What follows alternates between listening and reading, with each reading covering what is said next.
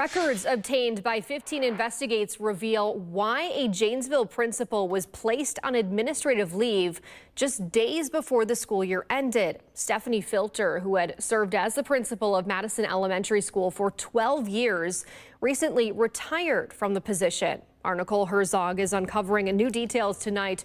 Nicole, what do those records show? Records show Filter retired after being placed on leave in May while the district investigated allegations of inappropriate contact with a student. The school district provided 15 Investigates with a memo from May 21st, which says the school district received an anonymous complaint about the, quote, physical handling of a student at Madison Elementary School.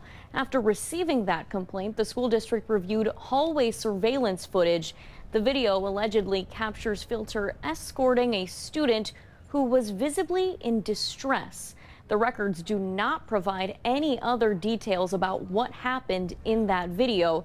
The district says those records were redacted to protect the student's identity. We also obtained a set of emails that describe the nature of the complaint.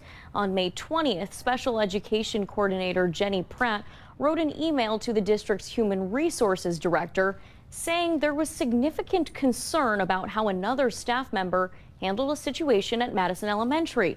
In the email, Pratt states, "Thank you for ensuring our most vulnerable students are kept safe." We don't know whether the student involved is enrolled in special education programming.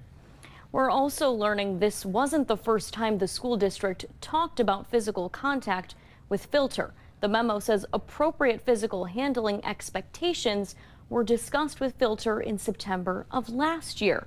I also dug into more records showing a documented history of concerns dating back to 2018, which you can find right now on our website. But for now, live in the newsroom, Nicole Herzog, WMTV 15 News. All right, Nicole, thank you. Matt Pierenboom has taken over as the principal of Madison Elementary after the district said Filter retired to focus on her family. Our prior reporting on this investigation can also be found on our website.